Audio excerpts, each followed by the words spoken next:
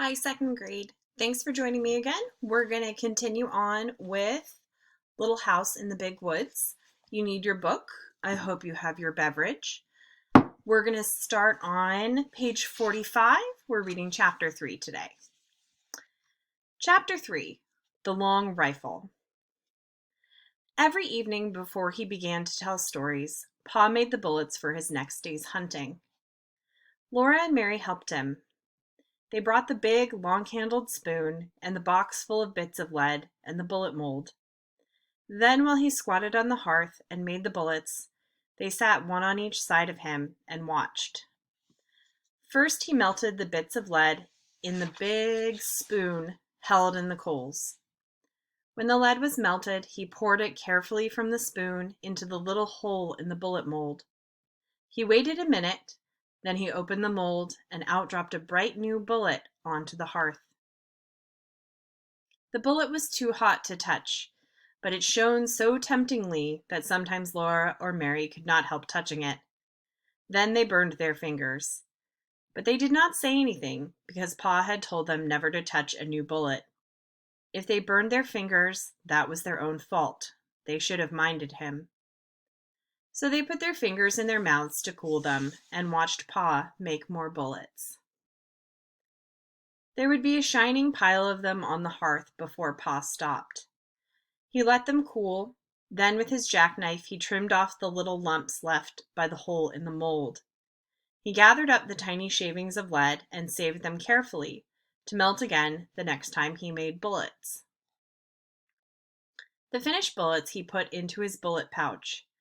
This was a little bag that Ma had made beautifully of buckskin from a buck Pa had shot. After the bullets were made, Pa would take his gun down from the wall and clean it. Out in the snowy woods all day, it might have gathered a little dampness, and the inside of the barrel was sure to be dirty from powder smoke. So Pa would take the ramrod from its place under the gun barrel and fasten a piece of clean cloth to its end. He stood the butt of the gun in a pan on the hearth and poured boiling water from the tea kettle into the gun barrel. Then quickly he dropped the ramrod in and rubbed it up and down, while the hot water, blackened with powder smoke, spurted out through the little hole on which the cap was placed when the gun was loaded. Pa kept pouring in more water and washing the gun barrel with the cloth on the ramrod until the water ran out clear. Then the gun was clean. The water must always be boiling so that the heated steel would dry instantly. Then Pa put a clean greased rag on the ramrod, and while the gun barrel was still hot, he greased it well on the inside.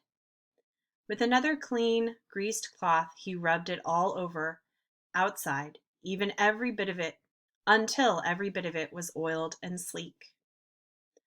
After that, he rubbed and polished the gun stock until the wood of it was bright and shining too. Now he was ready to load the gun again, and Laura and Mary must help him. Standing straight and tall, holding the long gun upright on its butt, while Laura and Mary stood on either side of him, Pa said, "You watch me now, and tell me if I make a mistake." So they watched very carefully, but he never made a mistake. Laura handed him the smoothed, polished cow horn full of gunpowder. The top of the horn was a little metal cap. Pa filled this cap full of the gunpowder and poured the powder down the barrel of the gun. Then he shook the gun a little and tapped the barrel to be sure that all the powder was together in the bottom. "Where's my patch box?" he asked then, and Mary gave him the little tin box full of little pieces of greased cloth. Pa laid one of the little bits of greasy cloth over the muzzle of the gun, put one of the shining new bullets in it, and with the ramrod he pushed the bullet and the cloth down the gun barrel. Then he pounded them tightly against the powder. When he hit them with the ramrod bounced up in the gun barrel, and Pa caught it and thrust it down again. He did this for a long time. Next, he put the ramrod back in its place against the gun barrel. Then, taking a box of caps from his pocket, he raised the hammer of the gun and slipped one of the little bright caps over the hollow point that was under the hammer. He let the hammer down, slowly and carefully. If it came down quickly, bang, the gun would go off. Now the gun was loaded, and Pa laid it on its hooks over the door. When Pa was at home, the gun always lay across the 2 wooden hooks above the door. Pa had whittled the hooks out of a green stick with his knife and had driven their straight ends deep into the holes in the log. The hooked ends curved upward and held the gun securely. The gun was always loaded and always above the door so that Pa could get it quickly and easily any time he needed a gun.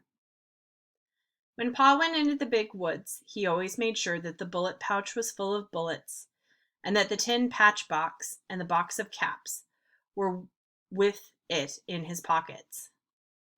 The powder horn and a small sharp hatchet hung on his belt, and he carried the gun ready loaded on his shoulder. He always reloaded the gun as soon as he had fired it, for, he said, he did not want to meet trouble with an empty gun. Whenever he shot at a wild animal, he had to stop and load the gun, measure the powder, put it in and shake it down, put in the patch and the bullet and pound them down, and then put a fresh cap under the hammer before he could shoot again. When he shot at a bear or a panther, he must kill it with the first shot. A wounded bear or panther could kill a man before he had time to load his gun again. But Laura and Mary were never afraid when Pa went alone into the big woods. They knew he could always kill bears and panthers with the first shot. After the bullets were made and the gun was loaded, came storytelling time. "Tell us about the voice in the woods," Laura would beg him. Pa crinkled up his eyes at her. "Oh, no," he said. "You don't want to hear about the time I was a naughty little boy." "Oh, yes, we do," Laura and Mary said. So Pa began. The story of Pa and the voice in the woods. When I was a little boy, not much bigger than Mary, I had to go every afternoon to find the cows in the woods and drive them home. My father told me never to play by the way, but to hurry and bring the cows home before dark, because there were bears and wolves and panthers in the woods. One day I started earlier than usual, so I thought I did not need to hurry. There were so many things to see in the woods that I forgot that dark was coming. There were red squirrels in the trees, chipmunks scurrying through the leaves, and little rabbits playing games together in the open places. Little rabbits, you know, always have games together before they go to bed. I began to play I was a mighty hunter, stalking the wild animals and the Indians. I played I was fighting the Indians until the woods seemed full of wild men, and then all at once I heard the birds twittering, "Good night."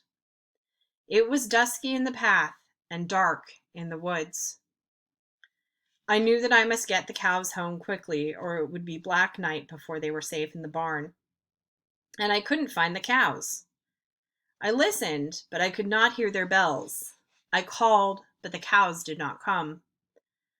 I was afraid of the dark and the wild beasts, and I dared not go home to my father without the cows.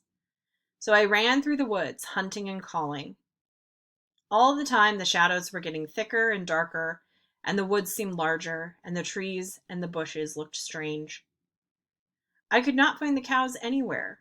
I climbed up hills, looked for them and calling, and I went down into dark ravines, calling and looking. I stopped and listened for the cowbells, and there was not a sound but the rustling of leaves. Then I heard loud breathing and thought a panther was there in the dark behind me, but it was only my own breathing. My bare legs were scratched by the briars, and when I ran through the bushes, their branches struck me. But I kept on, looking and calling, "Suki, Suki!" "Suki, Suki!" I shouted with all my might. "Suki!" Right over my head, something asked, "Who?" My hair stood straight on end. Who? Who? Said the voice again. And then how I did run! I forgot all about the cows. All I wanted was to get out of the dark woods, to get home. That thing in the dark came after me and called again, "Who?" I ran with all my might. I ran till I couldn't breathe, and I still kept on running. Something grabbed my foot, and down I went. Up I jumped, and then I ran. Not even a wolf could have caught me. At last I came out of the dark woods, by the barn. There stood all the cows, waiting to be let through the bars. I let them in, and then ran to the house. My father looked up and said, "Young man, what makes you so late? Been playing by the way?" I looked down at my feet, and then I saw that one big toenail had been torn clean off. I had been so scared that I had not felt it hurt until that minute. Pa always stopped telling the story here and waited until Laura said, "Go on, Pa, please go on."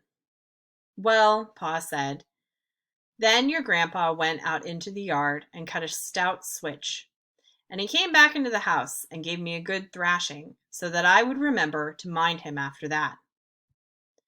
"A big boy 9 years old is old enough to remember to mind," he said. "There's a good reason for what I tell you to do," he said, "and if you'll do it as you're told, no harm will come to you." "Yes, Pa, yes," Laura would say, bouncing up and down on Pa's knee. "And then what did he say?" "He said, if you'd obeyed me, as you should, you wouldn't have been out in the big woods after dark, and you wouldn't have been scared by a screech owl." That's the end of chapter 3. I hope you guys enjoyed. Join us here tomorrow for chapter 4. Bye, guys.